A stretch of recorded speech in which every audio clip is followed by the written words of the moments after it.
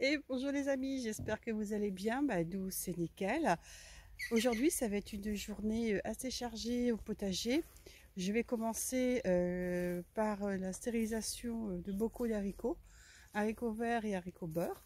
Alors, ce ne sont pas les nôtres, c'est les voisins qui en ont énormément.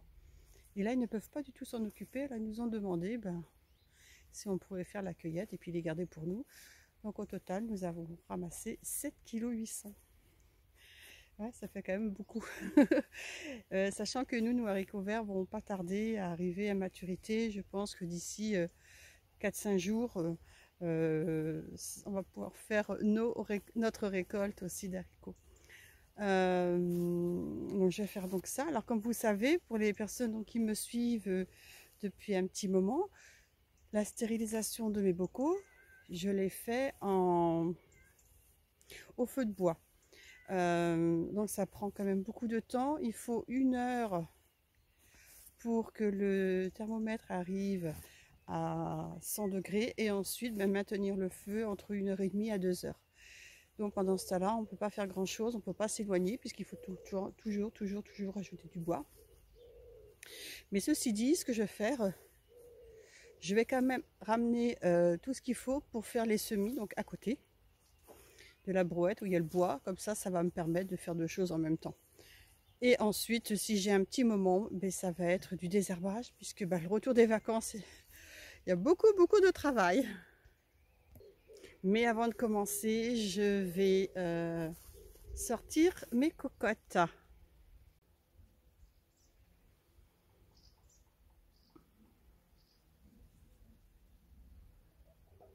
Bonjour mes belles. Bonjour mes fifis. Vous allez bien? Vous avez bien dormi mes fifis? Bonjour mes poupettes. Bonjour monsieur le coq.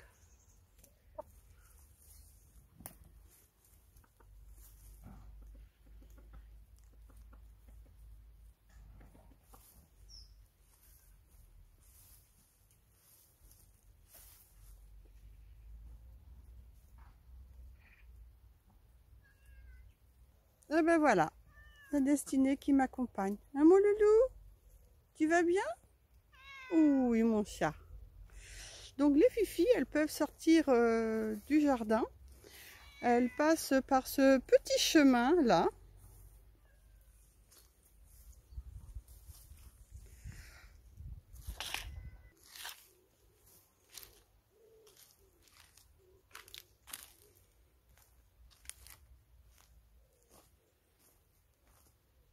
Voilà, donc elles s'aventurent de ce côté-ci. Donc ici, il y a tout un terre-plein.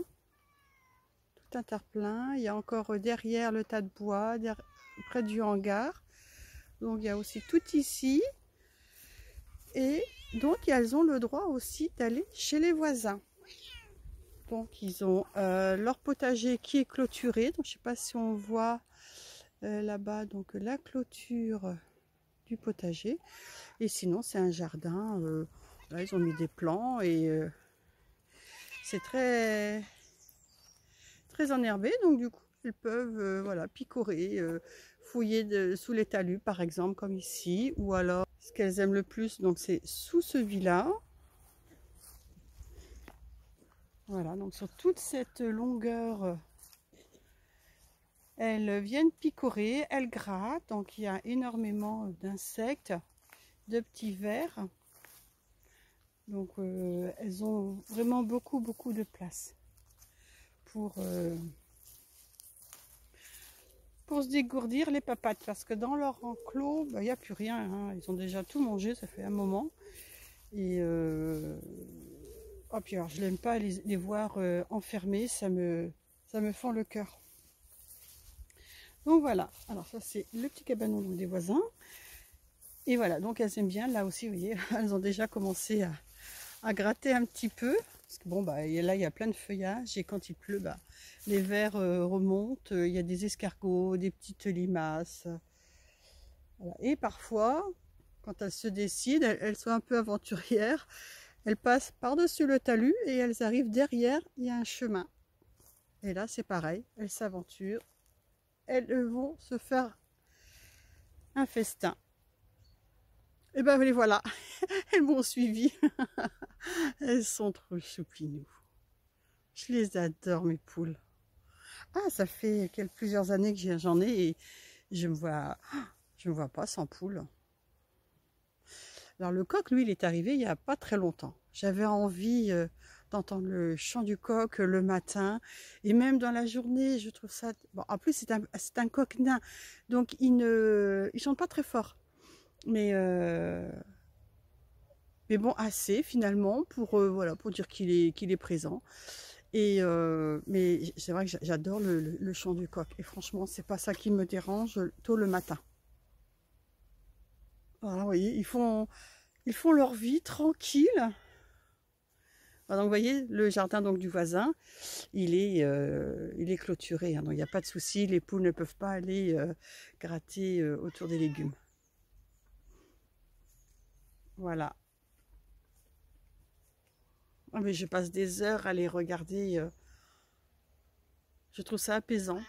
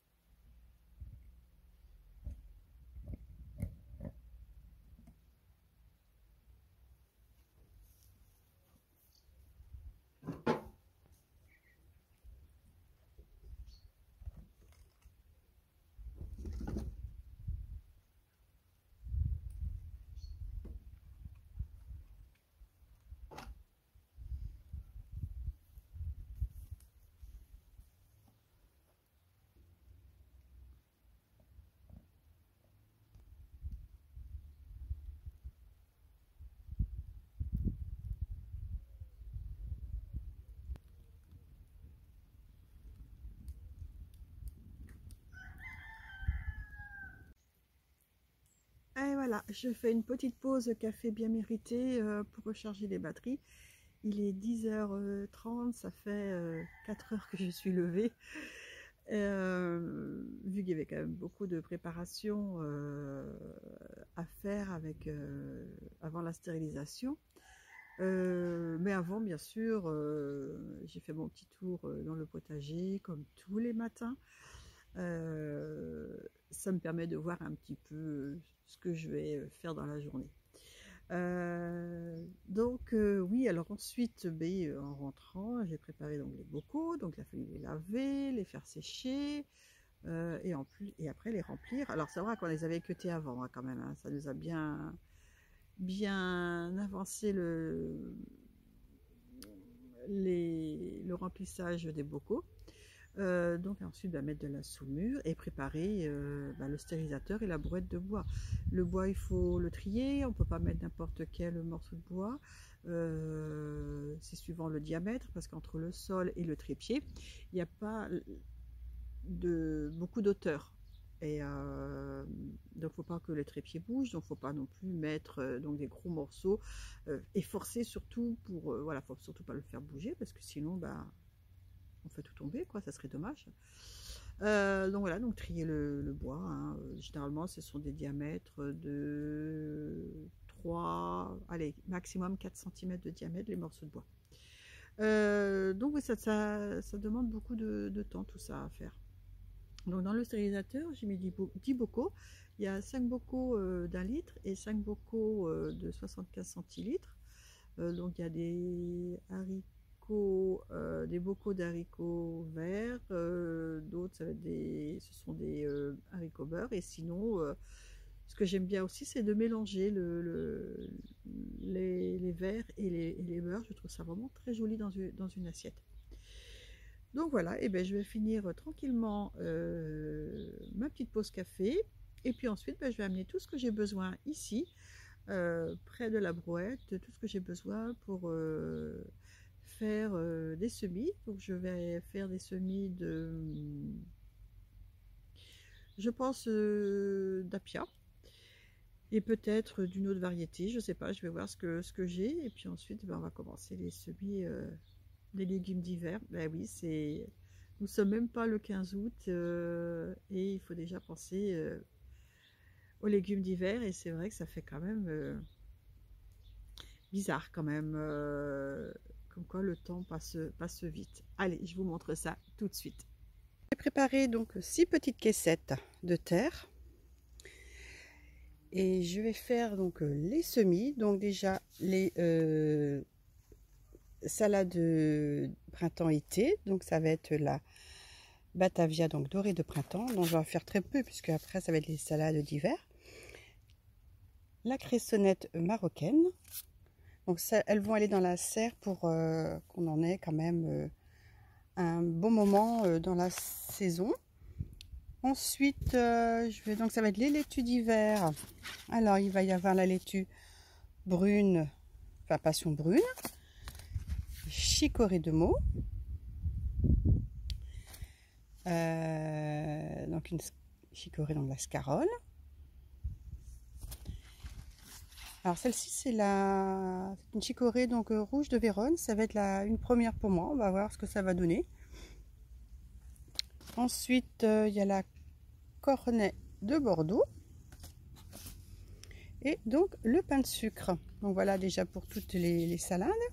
J'ai également préparé 2 petits godets parce que je vais refaire un petit semis de courgettes que je mettrai donc dans la serre. On verra ce que ça va donner, hein. C'est juste un test, voir si ça pousse bien en fin de saison. Et donc il y aura donc le chou-fleur merveille des 4 saisons, le chou cabu cœur de bœuf et le brocoli hâtif. Et je vais aussi faire un semis dans la serre de la laitue à couper. Donc je vais faire un mélange de roquettes, feuilles blondes, donc la feuille de chêne blonde, pardon, et de la red salad ball. Donc je vais faire un mélange de ces 3 sachets. Allez, c'est parti. Donc je vais commencer par cette barquette là où je vais mettre les 2 laitues du printemps-été. Alors toujours avec mon petit crayon de bois, donc je fais les sillons. Hop là, ça bouge. Alors la terre est sèche parce qu'elle vient de la serre, mais ensuite je mettrai donc de la terre dans les barquettes en liège, et ça va donc arroser par capillarité, sachant qu'il y a un plastique donc à l'intérieur des caisses en liège, parce que comme il y a des trous sur les côtés là, chaque côté, l'eau va bien sûr s'échapper. Donc je vais commencer par la laitue cressonnette. Alors là je ne vais pas en faire beaucoup, hein. Nous sommes en fin de saison, sachant que j'en ai déjà repiqué pas mal au retour des vacances.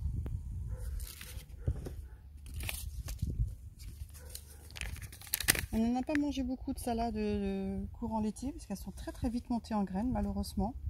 On a eu une période très chaude et elles n'ont pas du tout aimé, surtout les variétés que j'avais fait, elles n'ont pas du tout aimé la chaleur. Voilà, donc là je recouvre, hop hop hop hop, voilà, c'est parfait. C'est rapide, simple. Et je ne prends pas la tête. Et ça poussera comme ça aura envie de pousser. Et bien écoutez, je vais continuer sur toutes les autres barquettes. Hein. Et bien évidemment, ne pas oublier, bien sûr, les petites étiquettes. Voilà, donc tout le monde a trouvé sa place dans la serre. Maintenant, il ne reste plus qu'à mettre de l'eau.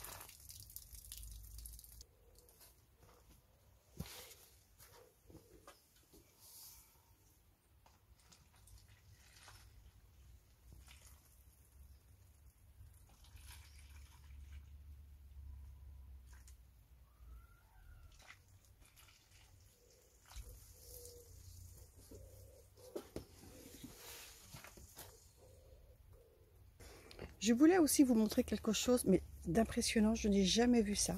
Ce sont, alors, des œillets d'Inde. Ce sont des graines que j'avais récupérées dans un parterre de fleurs, pas très loin de la maison. Ils n'ont jamais été hauts, ils étaient plutôt à ce stade-là. Donc, très beau plan déjà. Mais quand on voit entre celui-ci et celui-là, la hauteur qu'il fait, là je comprends pas. Mais je vais vous montrer.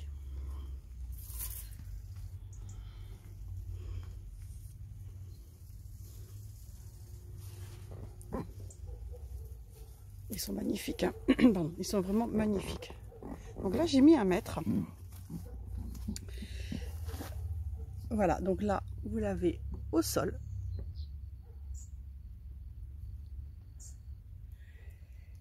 Et nous allons arriver en haut des fleurs, 1,10 m. Alors ça, ce sont 2 plants. Voilà, 2 plants. Ils font 1,10 m.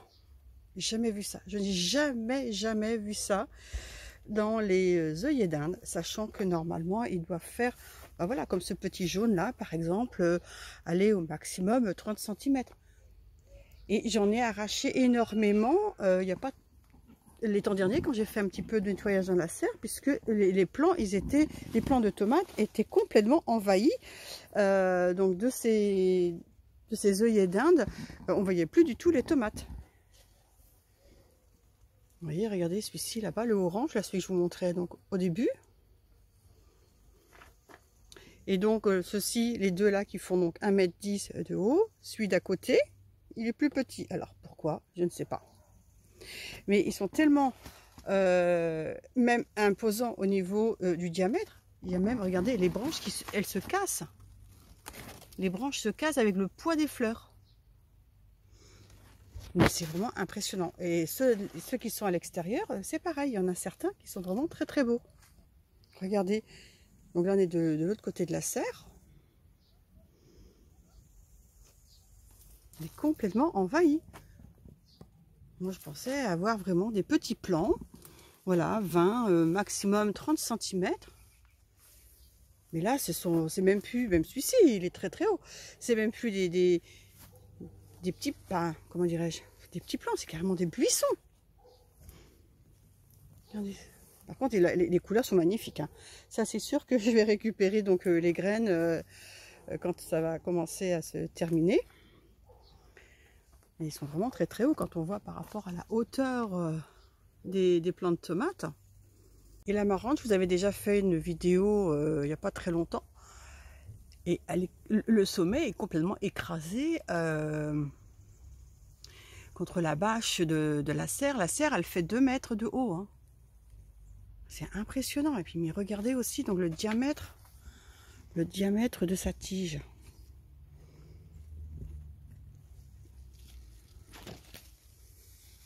Pareil pour le shiso, il est magnifique. Donc ça, c'est le shiso vert. Et là, le shiso pourpre. Il doit faire facilement aussi 1 mètre 10.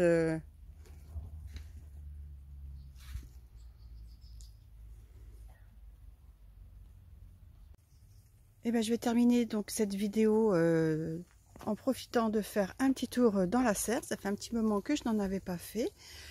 Regardez-moi ces grosses tomates. Elles sont énormes. Alors celle-ci, elle est vraiment très rigolote. Hein.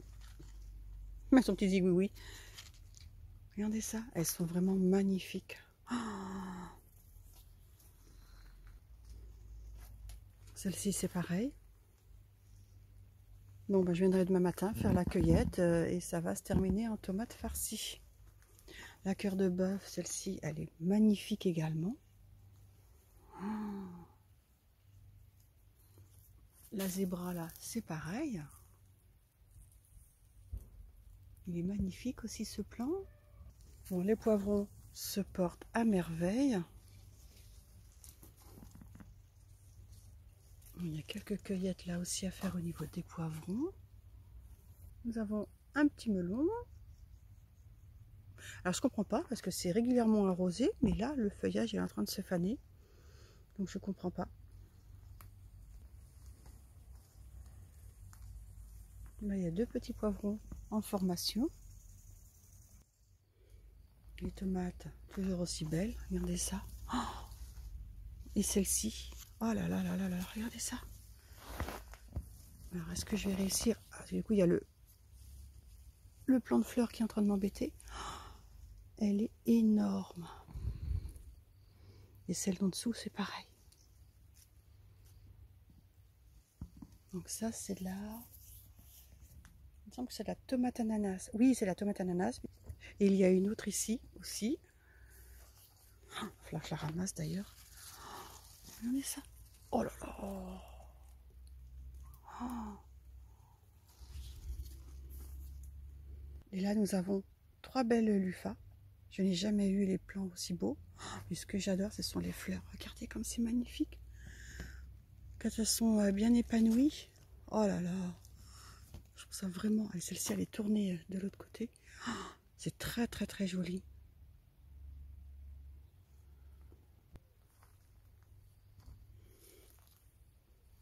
Nous avons les cornues des Indes. Tout à l'heure, il y en a une qui est tombée. Parce qu'elle doit sûrement être arrivée à maturité. Ah bah celle-ci aussi. Mais regardez. Regardez la longueur. Elle est vraiment magnifique. Bon, l'autre, là, celle-ci aussi, elle est tombée. Mais de toute façon, je vais les ramasser.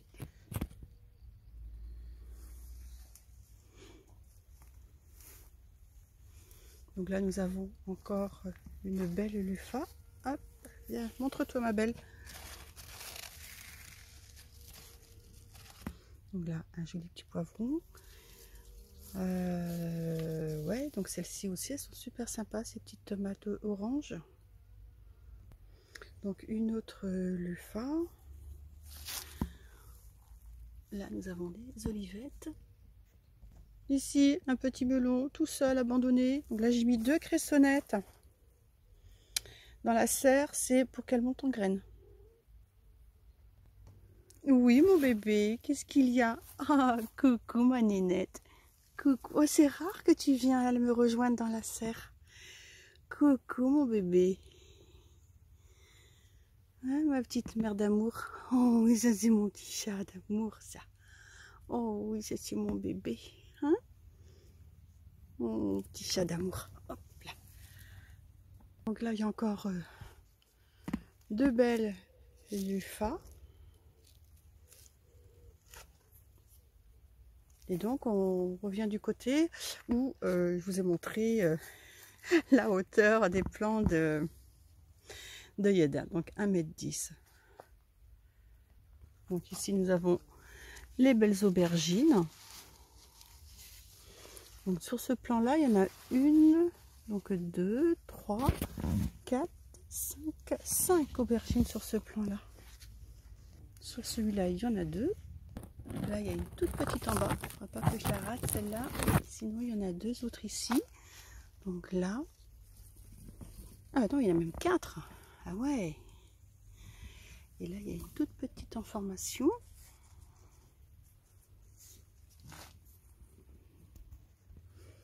Donc ici, nous en avons combien? Donc, 2. Donc, une là et une autre ici. Et là, la noire de Crimée, elle est magnifique aussi. Elle est vraiment très très belle. Bon, demain, ça va être la cueillette des tomates. Et tout ça, ça va aller en cuisine. Et bien, voilà les amis pour cette vidéo et ce petit tour dans la serre qui n'était pas prévu. Mais bon, c'est sympa quand même. Comme ça, vous pouvez vous aussi voir l'évolution des plants.